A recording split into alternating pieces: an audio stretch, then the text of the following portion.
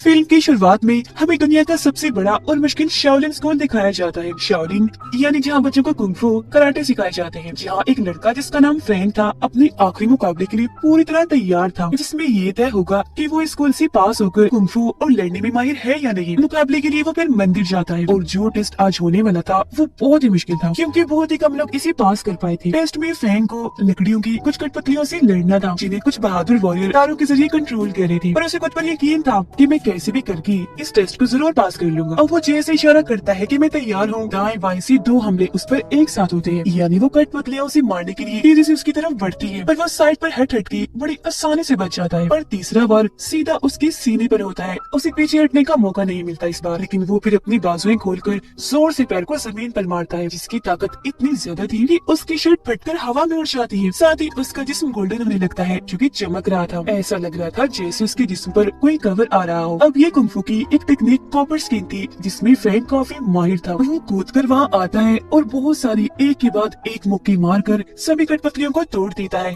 वो सारी नीचे बिखर गई थी। अभी वो ये सोच ही रहा था कि सब खत्म हो गया है, अचानक के सारी कठपुतलियों के टुकड़े एक साथ जुट जाते हैं और अब वो एक काफी बड़ी कठपुतली बन गई थी, जिसकी आगे फ्रैंक छोटा सा लग रहा था। उसे देख फ्रैंक को समझ लग जाती है कि इसे पहले की तरह हराया नहीं जा सकता। जितनी भी ताकत लगाऊंगा कुछ नहीं होगा। इसीलिए वो चलकर उस कठपुतली पर से कूद कर उन सभी तारों को पकड़ लेता है, जिससे वॉरियर्स उसे कंट्रोल कर रहे थे। ऐसा होते ही सारे वॉरियर्स नीचे गिर जाते हैं और उनकी तारों की पकड़ जैसे खत्म होती है, कठपुतली टूटकर कई टुकड़ों में बिखर जाती है। और यहाँ फ्रैंक इस टेस्ट को जीतकर जबरदस्त कुंग-फू का माहिर बनकर निकलता है। इसके बाद हम एक ऑफिसर को देखते हैं जो बहुत बड़ा बेईमान था, क्योंकि उसने गवर्नमेंट के खजाने से बहुत सारे पैसे अपने मकसद के लिए चोरी किए थे। इतने सारे पैसे आज तक की सबसे बड़ी चोरी थी, पर वो ये नहीं चाहता था कि किसी को भी इस बारे में पता चले, तो इसीलिए उसने अपने एक साथी को मरवा दिया, क्योंकि वो भी इस चोरी में साथ था। और अब ऑफिसर को उस कागज की तलाश थी जिसमें इस चोरी की सारी जानकारी थी, जिसे ऑफिसर के साथी ने बनाया था और अब कहीं उसे छुपा कर रखा हुआ था। उधर फ्रैंक गाँव आकर अपने बचपन के दोस्त से मिलता है। उनकी एक और दोस्त भी थी जिसका नाम रोंग था। अब ये दोनों जब रोंग से मिलने जा रही थी तो रास्ते में एक फाइटर को देखते हैं जो काफी लंबा चौड़ा बहादुर आदमी, लड़ने में काफी माहिर था। वो एक आदमी को मार रहा होता है। उस आदमी को बचाने के लिए फ्रैंक उस पर हमला कर देता है, पर वो इतना ताकतवर था कि एक ही मुक्की से फ्रैंक को दूर करता है और वो गोल गोल घूमकर जोर से नीचे गिरता है, जिससे वो समझ गया था कि ये फाइटर कोई आम तो नहीं है, बल्कि इसे हराना काफी मुश्किल है। ये फाइटर दरअसल ऑफिसर के लिए ही काम करता था। अब फाइटर जिस काम के लिए यहाँ आया था, क्योंकि वो नहीं हुआ, इसीलिए अपने घोड़े पर बैठकर वो यहाँ से चला जाता है। फ्रैंक भी घोड़े पर बैठकर उसका पीछा करता है और अब ये लोग बाजार के बिल्कुल बीचों बीच आकर खड़े हो गए थे। अब इससे पहले कि वो लड़ाई करती, बड़ी अलग अंदाज में फ्रैंक की मॉम यहाँ आ जाती है। वो कान से फ्रैंक को पकड़कर घर ले जाती है ताकि वो लड़ाई झगड़ों में ना पड़े। वो पहले तो उसकी पिटाई करती है और यही कैद करके बाहर जाने से मना करती है, पर फ्रैंक कहाँ घर में आराम से बैठने वाला था। जैसे उसे मौका मिलता है चुपके से वो यहाँ से भागने लगता है। वो कपड़े पहन ही रहा था कि तभी उसे अपनी पड़ोसी दिखती है, जो उसे देखती है चीख मार देती है। अब इससे पहले कि फ्रैंक उससे पूछता कि तुम यहाँ क्या कर रही हो, वो लड़की बहुत सारे सिपाहियों को यहाँ आता हुआ देखती है, फौरन छुप जाती है। सिपाही फ्रैंक के पास आकर उससे पूछते हैं, हाँ लड़के बताओ, किसी लड़की को देखा है इधर? पर फ्रैंक लड़की की जान बचाने के लिए झूठ बोल देता है कि नहीं नहीं भाई, मैंने तो किसी को नहीं देखा, और उन्हें गलत रास्ता बता देता है। लड़की बाहर आकर फ्रैंक को कहती है, शुक्रिया शुक्रिया, तुमने मेरी जान बचाई। तभी इधर रोंग और फ्रैंक के दोस्त भी आ गए थे। रोंग जब दोनों को साथ देखती है तो दुखी होते हुए फ्रैंक के दोस्त को कहती है, देखो जरा ये लड़की मेरे बचपन के दोस्त के साथ खड़ी है, जिसका मतलब है कि इन दोनों के बीच जरूर कुछ न कुछ तो है। अब बेचारी जलती हुई नाराज होकर वहाँ से चली जाती है, पर फ्रैंक भी उसे समझाने के लिए पीछे पीछे चला जाता है। फ्रैंक के दोस्त जब जा रहा था तो एक सिपाही उसे रोक लेता है और एक आदमी की तस्वीर दिखाकर उसके बारे में पूछता है कि क्या तुम इस आदमी के बारे में जानते हो, कहाँ मिलेगा ये? और वो तस्वीर रोंग के डेट की थी, इसीलिए वो छुपाता है और इनकार करता है कि मैं नहीं जानता। घर आकर उसका दोस्त ये सारी बात रोंग को बताता है कि कुछ सिपाही तुम्हारी डेट को ढूंढ रहे हैं, जिस पर वो कहती है, भाई क्यों, ऐसे कैसे पकड़ लेंगे मेरी डेट को? जैसे उसका दोस्त यहाँ से जाता है, रोंग एक बॉक्स निकालती है जिसके अंदर वही कागज था जिसमें चोरी की जानकारी थी और ऑफिसर को जिसकी तलाश थी। तो यहाँ हमें पता चलता है कि रोंग के डैडी असल में इस कागज के रखवाले थे और अब वो इकलौते इंसान है जो इस कागज के जरिए ऑफिसर को सजा दिलवा सकते हैं। यही वजह है कि सिपाही उन्हें ढूंढ रहे थे। अगले दिन फ्रैंक रोंग के घर आते हैं, जहाँ इन्हें फ्रैंक का दोस्त बताता है कि रोंग तो घर में है ही नहीं, वो गायब है और मेरा ख्याल है उसे बिजनेसमैन ने अगवा कर लिया है, क्योंकि कागज के लोग रोंग के डैड को ढूंढ रहे थे। ये जानने के बाद फ्रैंक फौरन बिजनेसमैन को ढूंढने के लिए निकल पड़ता है जो शहर में लोगों से लड़ रहा था। फैंग वहाँ वॉरियर की स्टाइल में आकर बिजनेसमैन से पूछता है, बताओ मेरे दोस्त लॉन्ग कहाँ है? जिस पर वो जवाब देता है, भला मुझे क्या पता तुम्हारी दोस्त का, अपने दोस्त को संभाल के रखना था ना पहले। इसी बात की वजह से दोनों के बीच लड़ाई शुरू हो गई थी, पर फैंग ने अपनी कुंग फू स्टाइल में बड़ी आराम से उसे मार मार के हरा दिया। पर फैंग को हैरत तब होती है जब बिजनेसमैन हंसकर अपनी हार कबूल करता है, कहता है, अच्छा बस बस लड़की, मैं हार मान गया हूँ तुमसे और अब तुम ही मेरे दामाद बनोगे, क्योंकि मैं अपनी बेटी के लिए रिश्ता ढूंढ रहा था और मेरी शर्त थी कि मैं उसी लड़के से अपनी बेटी की शादी करूंगा जो मुझे लड़ाई में हरा देगा, और आज वो काम तुमने कर दिया। इस बात से बिजनेसमैन खुश था और सारे लोग उसे मुबारकबाद देने लगते हैं। उसकी ये बातें सुनकर फैंग को समझ लग जाती है कि सच में रोम के बारे में कुछ नहीं जानता, लेकिन अगर मैं कुछ देर और यहाँ रुका तो ये जबरदस्ती अपनी बेटी की शादी मुझसे करवा देगा, तो वो जल्दी से यहाँ से भाग जाता है। फैंग जब घर पहुँचता है तो वहाँ रोम वापिस आ गई थी, जो कहती है कि मैं तो कभी अगवा हुई ही नहीं थी, बल्कि अपनी मर्जी से गई थी, और अब तुम दोनों कोई ड्रामे नहीं करोगे, मुझे तुम्हारी कोई बात नहीं सुननी, मैं जानती हूँ कि सचमुच तुम्हारा चक्कर है। अब इनकी ऐसे गुजर रही थी, कभी कोई नाराज तो कभी कोई। घर वापस जाते वक्त बिजनेसमैन की आग में फैंग और पड़ोसी लड़की को घेर लेते हैं। बिजनेसमैन आकर लड़की से पूछता है कि मेरी बेटी इतने दिन से कहाँ गायब थी, जो सुनकर फैंग को पता चलता है कि असल में ये पड़ोसी ही बिजनेसमैन की बेटी है और इसके लिए ही वो रिश्ता ढूंढ रहा था। अब वो यहाँ ये सच भी बता देता है कि मेरे आदमी रोम के डैड को इसलिए ढूंढ रहे थे क्योंकि ऑफिसर ने ऐसा करने को कहा था, क्योंकि बिजनेसमैन ऑफिसर का आदमी था। ये सुनकर फैंग को एहसास होता है कि जरूर रोम की जान को खतरा है, तो फौरन उसे बचाने के लिए निकल जाता है, पर काफी देर हो गई थी क्योंकि पहले ही रोम और उसके डैड को ढूंढकर पकड़ लिया था। ऑफिसर का सिपाही रोम के डैड से वो कागज मांगता है, पर जब वो देने से इनकार करती है तो सिपाही कहता है कि अगर तुमने ना दिया तो मैं तुम्हारी बेटी को मार दूंगा, लेकिन फिर भी उसके डैड हार नहीं मानते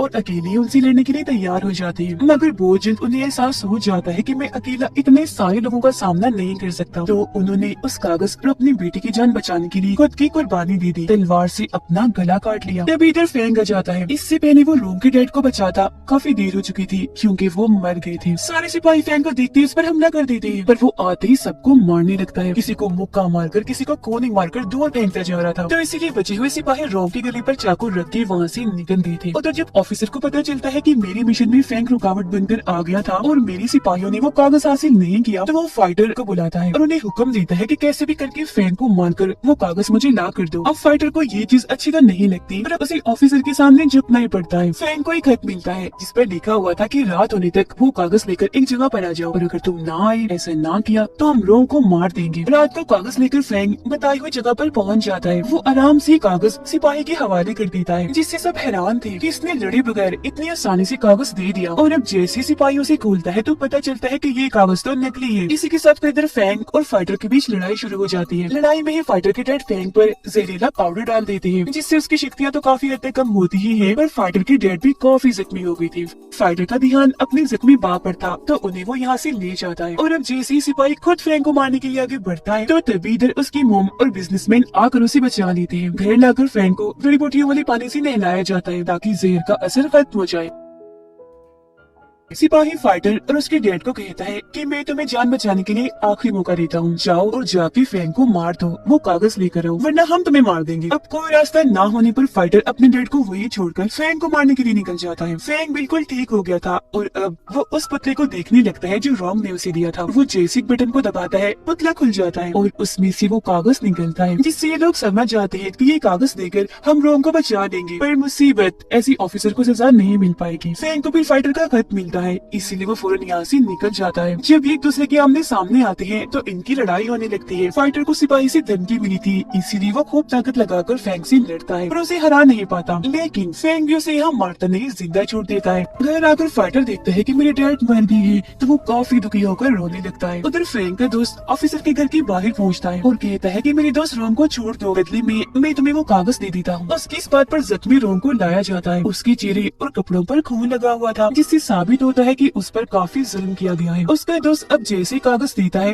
कि बीच में फैंग आकर टांग मार देता है और ये सब होने से रोक लेता है। तभी इधर फैंग की मोम और बिजनेसमैन भी आ गए थे और ये सारे लोग एक होकर ऑफिसर के साथियों से लड़ने के लिए तैयार थे। और अब आखिरकार ऑफिसर के यहाँ आते ही उसकी फैंग से लड़ाई होने लगती है। ऑफिसर कुंग फू के सबसे खतरनाक लेवल का माहिर था और आज पहली बार फैंग को ये एहसास होता है कि मेरी टक्कर बहुत ही ताकतवर आदमी से हुई है। वो एक जोरदार मुक्का जैसे फैंग को मारता है, उसका इतना मजबूत कॉपर स्किन भी टिक नहीं पाता, टूट जाता है। फैंग जख्मी हो गया था, उसके मुंह से खून आने लगता है। उसे कमजोर पाकर ऑफिसर जैसे तलवार का टुकड़ा उसकी तरफ फेंकता है कि तभी सामने रोंग आ जाती है, जिससे से तलवार का टुकड़ा उसके दिल के आर पार हो जाता है। बेचारी बच नहीं पाई, फैंग को बचाते बचाते खुद मारी जाती है। ये देखकर फैंग के दोस्त को बहुत गुस्सा आता है और अब जैसे वो ऑफिसर को मारने के लिए जाता है कि तभी ऑफिसर उसे भी जोरदार मुक्का मारकर दूर फेंक देता है। उस बेचारे की भी मौत हो जाती है। फैंग की मोम और बिजनेसमैन को भी बंदी बना लिया जाता है और तभी इधर फाइटर आकर ऑफिसर को मारने लगता है, क्योंकि उसकी वजह से ही फाइटर के डैड की मौत हुई थी। यहाँ बिजनेसमैन उसे समझाते हैं कि जल्दी से कागज लेकर यहाँ से भाग जाओ, तब वो ना चाहते हुए भी कागज लेकर वहाँ से भाग जाता है। फाइटर बड़ी बहादुरी से ऑफिसर से लड़ता है पर उसके हाथों से ही मारा जाता है। अगले दिन ऑफिसर ने फैंग की मॉम और बिजनेसमैन पर इल्जाम लगाकर उन्हें फांसी देने का फैसला किया। जहाँ उन दोनों की फांसी देखने के लिए शहर के बहुत सारे लोग इकट्ठा हो गए और अब फैंग के पास कागज को सबके सामने लाने की दवा और कोई रास्ता नहीं था। वो फांसी वाली जगह पर जाकर बताता है कि ऑफिसर ने सरकार के खजाने से बहुत सारा पैसा चुराया, इससे पहले भी इसने बहुत सारे गलत काम किए, देखो इसके खिलाफ मेरे पास सबूत भी है। उसकी ये बात सुनकर सब ऑफिसर के खिलाफ नारेबाजी करने लगते हैं। ये देखकर ऑफिसर को बहुत गुस्सा आ गया था, क्योंकि अगर राजा को उसकी चोरी के बारे में पता चल गया तो वो उसे फांसी की सजा दे देंगे। तो वो अपने सिपाहियों को बेड पर हमला करने के लिए कहता है, लेकिन तभी इधर बिजनेसमैन के सिपाही भी आ जाते हैं और अब इन दोनों ग्रुप्स के बीच काफी बड़ी लड़ाई छिड़ जाती है। इधर दूसरी तरफ फैंग और ऑफिसर एक बार फिर आमने सामने आ गई थी और लड़ने लगते हैं, लेकिन इस बार फैंग ने अपनी ताकत के साथ साथ दिमाग का भी इस्तेमाल किया। वो जैसे एक रस्सी खींचता है, बड़ी सी लकड़ी सीधा जाके ऑफिसर के सीने पर लगती है, जिससे वो जख्मी हो गया था। उसे कमजोर पड़ता देखकर फैंग ने एक के बाद एक उस पर मुक्कों की बारिश कर दी और आखिर में कॉपर स्किन वाला मुक्का जैसे उसे मारा वो काफी दूर जाके गिरता है, जिससे अधमरा हो गया था। बाहर ऑफिसर के सिपाही भी हार गए। तभी इधर राजा अपनी पूरी फौज के साथ आ जाते हैं। फैंग उन्हें वो कागज दिखाता है और ये बात साबित हो जाती है कि उसने खजाने की चोरी की थी, जिस पर राजा ऑफिसर को कैद करवा देते हैं फांसी देने के लिए। अपनी इस जीत से सारे लोग काफी खुश थे। यहाँ पड़ोसी लड़की फैंग के काफी पास खड़ी थी और गले से लग जाती है, जिससे हम समझ पाते हैं कि फैंग भी उसे पसंद करती जो लोग इंटरटेनमेंट नहीं चाहते उनका यहाँ कोई काम नहीं, और जो लोग इंटरटेनमेंट चाहते हैं वो सब्सक्राइब कर ले।